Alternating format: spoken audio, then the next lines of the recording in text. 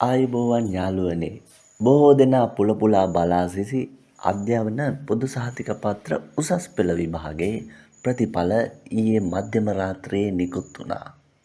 මීට සතියකට පමණ පෙර සිට දරුවන් මේ ප්‍රතිඵල බලාපොරොත්තුව සිටියේ තමන්ගේ ඉගෙනීම් කඩයුමේ අවසාන ප්‍රතිඵලය දැනගැනීමේ අපේක්ෂාවෙන්. ඊයේ මධ්‍යම රාත්‍රී 1 වන විට doonets.lk වෙබ් අඩවියට මේ ආකාරයෙන් ප්‍රතිඵල එකතු කරන්න අධ්‍යාපන බලධාරීන් කටයුතු කර තිබෙනවා. අපට දැනගන්නට ලැබෙන විදිහට මේ වන විට අධ්‍යයන පොදු සහතික පත්‍ර උසස් පෙළ විභාගයෙන් 45%කට වඩා වැඩි ප්‍රමාණයක් ඉතා හොඳ ප්‍රතිඵල ලබාගෙන තිබෙනවා. ඒ වගේම විශ්වවිද්‍යාල මට්ටම් සඳහා 10%ක් 12ත් අතර ප්‍රමාණයක් සුදුසුකම් ලබා ඇති බවයි අපට දැනගන්නට ලැබෙන්නේ.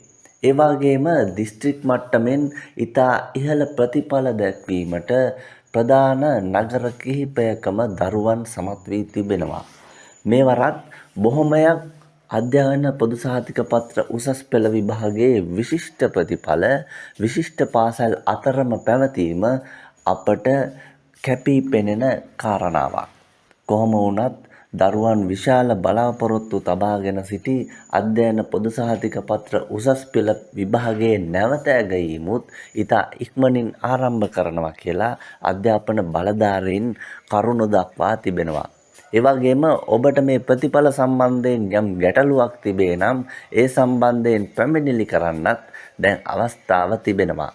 ඉතින් යාළුවනේ ඔයාලගේ යාළුවන්ගේ ප්‍රතිඵලත් බලන ගමම්ම ඒ ගැන විස්තර අධ්‍යයන පොදු සහතික පත්‍ර උසස් පෙළ විභාගය ගැන ඔයාලගේ අදහසොත් වීඩියෝ එකට එකතු කරන්න, කමෙන්ට් කරන්න, හොඳින් මතක තියාගන්න. ඔයාලට සුබ දවසක්.